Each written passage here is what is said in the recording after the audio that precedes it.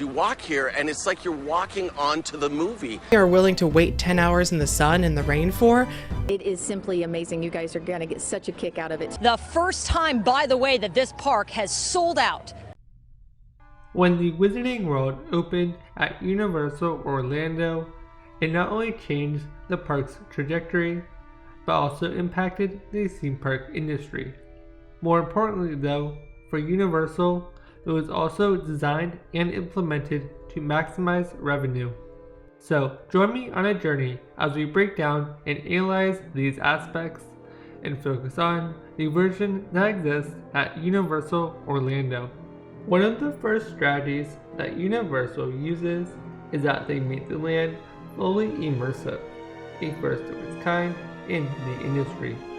This proved to be massively popular, but it wasn't just the attendance jump that was huge, as the resort also used this land to introduce guests to what the Universal theme parks are truly capable of and how they can compete with Disney.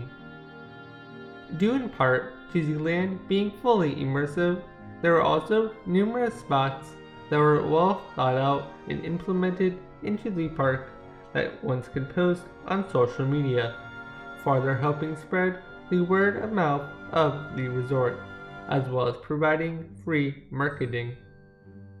To further sell the immersive aspects of the land as well as social media spots, the park also sold unique items like wands and Butterbeer. Let's first talk about the wands, a popular merchandise item that, while it sold well, it wasn't until a few years later, with the addition of Diagon Alley in the other park, which we'll talk about later, that the wands really took off, as this was when they added interactive areas across the park, including an interactive mini show in which a lucky guest is chosen at Ollivander's Wand Shop. For reference, these wands currently sell for $63.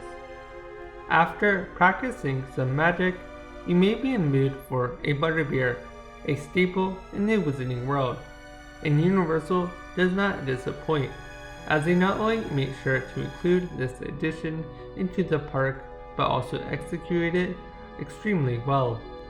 As a result, this $8 drink continues to sell non-stop at the Wizarding Worlds, as this exclusive beverage in 2018 passed the milestone of 20 million units sold, a number that has since gone up. Speaking of going up, the price for this drink has also gone up, due in part to inflation and Universal's marketing strategy that they implemented, as when the land originally opened, the regular version of the drink only cost $2.99, with the frozen version costing $3.99.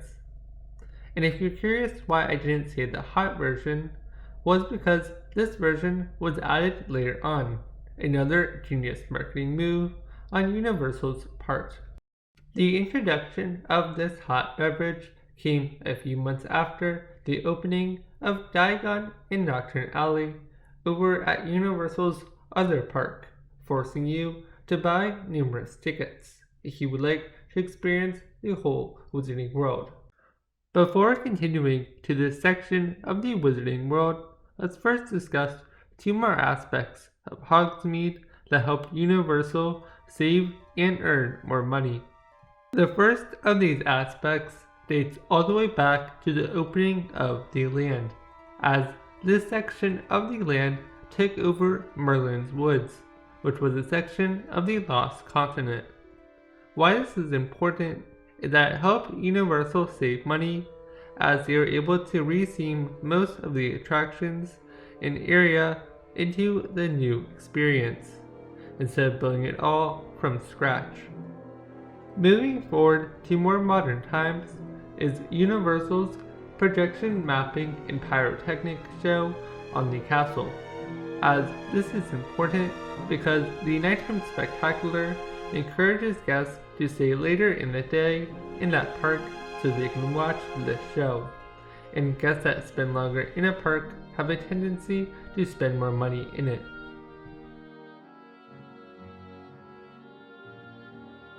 After exploring Hogsmeade, you might want to go check out other sections of the Wizarding World, and Universal has you covered, as over at their sister park, Universal Studios, you can explore Diagon and Nocturne Alley, as well as a small London section.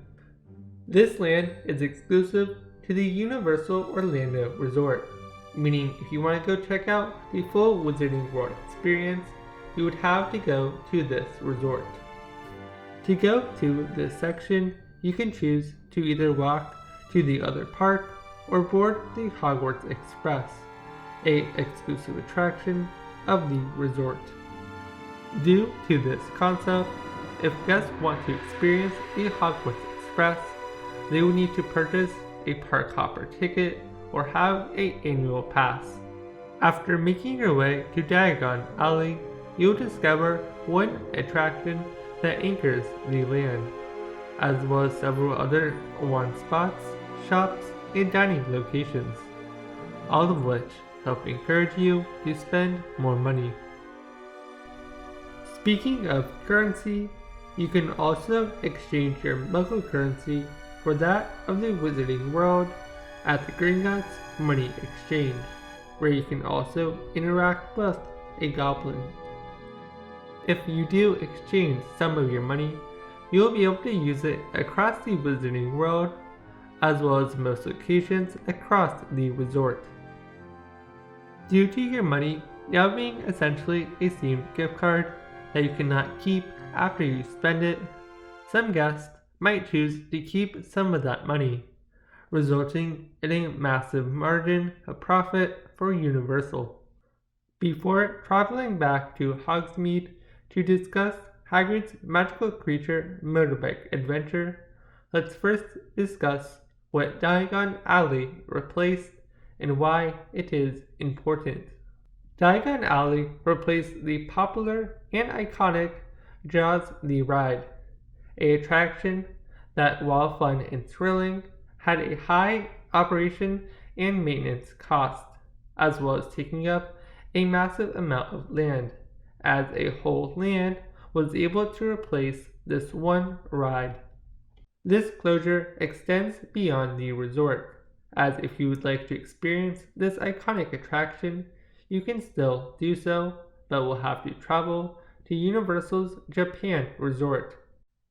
Speaking of the Japan Resort, this resort, as well as almost all of the other Universal resorts, is home to the Hogsmeade section of the Wizarding World.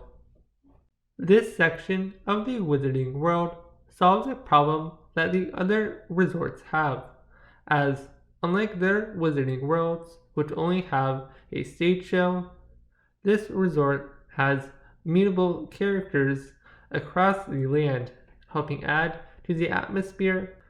This addition, though, is only for a limited time, and it might make its way across to other resorts as well, but only time will tell.